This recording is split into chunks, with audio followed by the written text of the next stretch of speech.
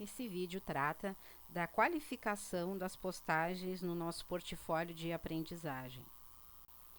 Nos slides a seguir eu apresento recortes de algumas ideias que foram sugeridas nos trabalhos que foram feitos em grupo na nossa aula presencial na interdisciplina Seminário Integrador. A pergunta para esse slide é a seguinte: o que devemos ter em mente quando escrevemos uma postagem? Aparecem então aí algumas palavras que foram salientadas ao longo do trabalho, como reflexão, prática, experiências, enfim, várias palavras que nos remetem a esse contexto da boa postagem. Para a construção de uma boa postagem, devemos ter algum conhecimento teórico, tá? E a gente vai demonstrar esse conhecimento através do relato que a gente faz no nosso portfólio. Então, esse embasamento teórico ele é extremamente necessário para a gente constituir a opinião e a nossa ideia a respeito ou acerca de alguma ideia. Outro momento importante neste caminho se dá através da contextualização de tudo que a gente vê na teoria e como conseguimos trabalhar isso no nosso contexto e na nossa realidade em sala de aula. A partir do momento que visualizamos essa dinâmica, fica mais fácil de construir então uma boa postagem. Então, o registro de nossas vivências relatado no blog transforma-se na prova cabal de nossa aprendizagem.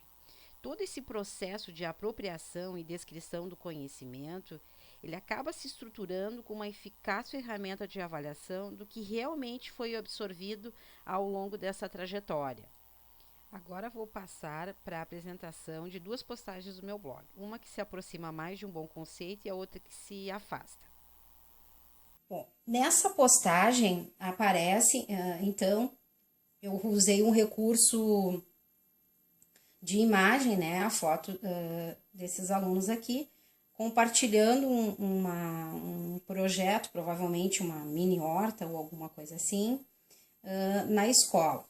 Então, o que eu fiz nessa minha postagem?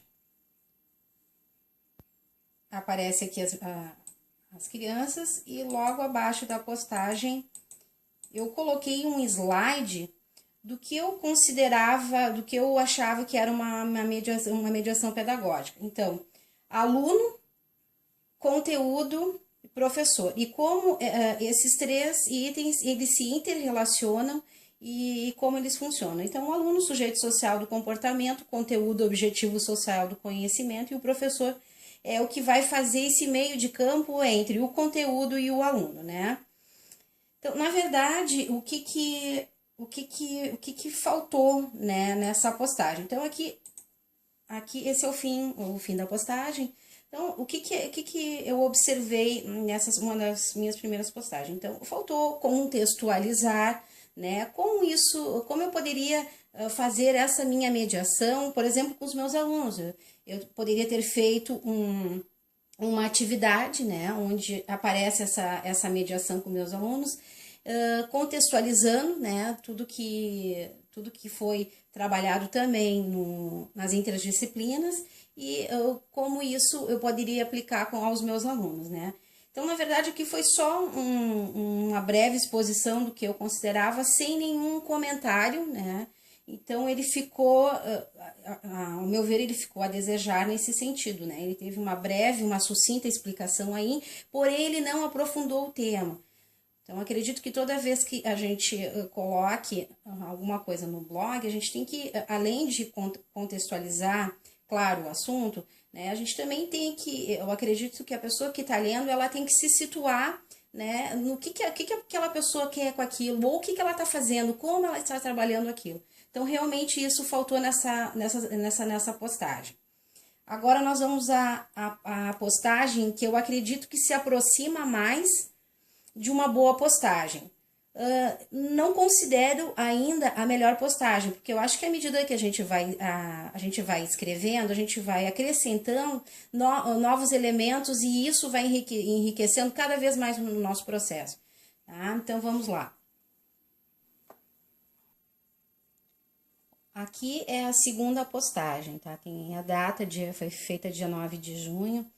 Eu acredito que essa se aproximou mais, vamos dizer assim, do conceito de uma boa postagem. Então, eu coloquei como título Vista a Minha Pele, a respeito, foi um filme que a gente, que uma das interdisciplinas, um dos professores solicitou, das interdisciplinas que nós olhássemos, né? E o assunto em pauta era o multiculturalismo, né? Eu até usei o multiculturalismo como marcador, né? Então aqui eu fiz um breve relato até da parte de considerações, né, do que eu achava, mais teóricas, vamos dizer assim, né, até que eu comecei a fazer a descrição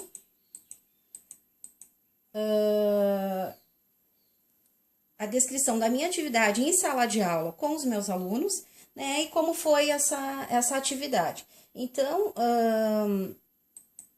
além de um texto um pouco mais teórico, com o contexto todo, eu coloquei, aí eu escrevi, né, com que livro foi trabalhado. Eu trabalhei com este aqui, né, A Menina Bonita do Laço de Fita, onde eu realizei várias atividades com eles.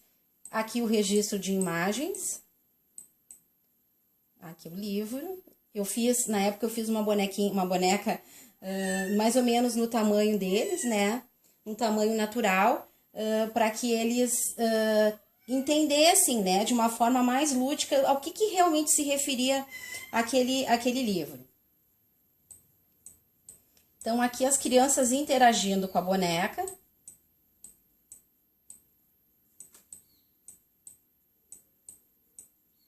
Os alunos aí, eles curtiram bastante. Essa atividade foi uma das atividades que eu achei mais interessante, porque além de eu conseguir contextualizar, né, tudo que estava sendo trabalhado na nossa graduação, eu consegui levar isso para os pequenos, né? Eu consegui levar para a minha sala de aula e de uma forma bem gostosa, bem criativa, trabalhar com eles o que significa essa aceitação, essas nossas etnias, o que o Brasil, que significado tem no Brasil, essas raças todas que ele abrange. Então, foi bem proveitoso, né? Eu consegui atingir muitos dos objetivos que eu tinha em mente, e também surgiram novos elementos, né, dúvidas, perguntas que as próprias crianças foram fazendo no desenrolar dessa atividade, que realmente me surpreendeu.